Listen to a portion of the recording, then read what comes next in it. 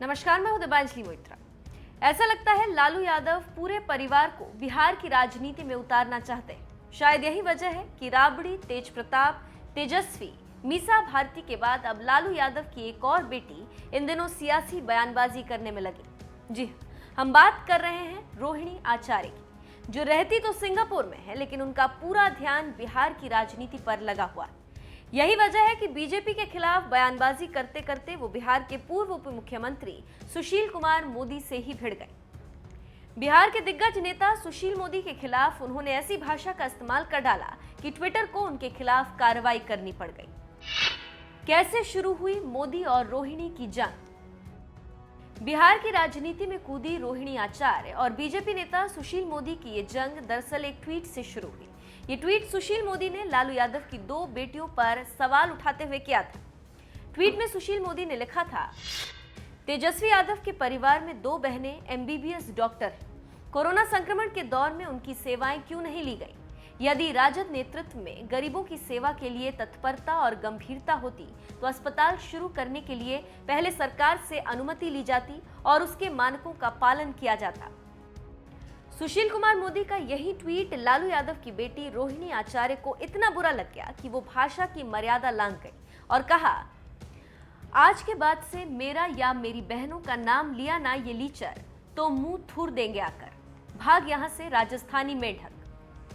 वही एक और पोस्ट में लिखा, खबरदार आज के बाद तू या तेरे भोपू मेरे या मेरी बहनों के बारे में बोले ना तो समझ लेना, जाकर अपनी सो कॉल्ड प्रोफेसर बीवी पता है कैसे बनी, उससे पूछ लेना कि बेटियों से कैसे बात किया जाता। सुशील मोदी का मुंह थूरने चली लालू की बेटी रोहिणी आचार्य को उनकी इस भद्दी भाषा का खामियाजा जल्द ही भुगतना पड़ा, जब सुशील मोदी ने रोहिणी आचार्य की शिकायत ट्विटर से कर दी। शिकायत मिलते ही ट्विटर ने रोहिणी आचार्य का ट्विटर अकाउंट ही लॉक कर दिया। करीब 17 घंटे तक लालू की बेटी का ट्विटर अकाउंट लॉक रहा और जब अनलॉक हुआ तो एक बार फिर उन्होंने सुशील मोदी पर हमला बोला, लेकिन इस बार सड़क छाप भाषा नहीं बोली और न ही व्यक्तिगत निशाना साधा। इस बार लालू की बेटी रोहिणी ने लिखा, लो मैं फिर आ गई बिहार की जनता की आवाज बनकर। एक और ट्वीट में रोहिणी ने सुशील मोदी पर तंज मारते हुए लिखा, नौटंकीबाज किसका परिवार, 2 बोरी चावल की खातिर मानसिक आपा खो दिया। एक दुकानदार बेचारे को पटना के बाजार में दांत काटी, थाने में लोट लोट कर नागिन की भांति नाच किया। बोलो कौन? सुशील मोदी।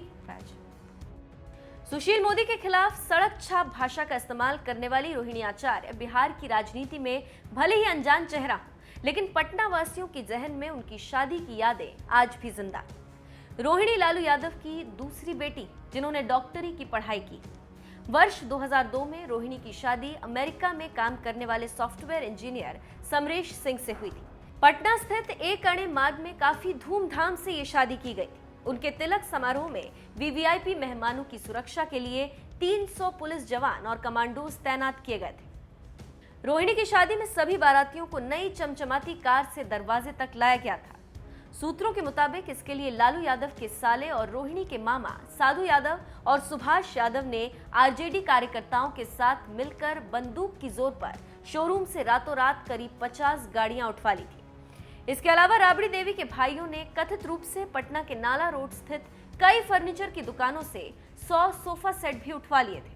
हालांकि शादी संपन्न होने के बाद ये सारे सामान शोरूम में वापस रखवा दिए गए।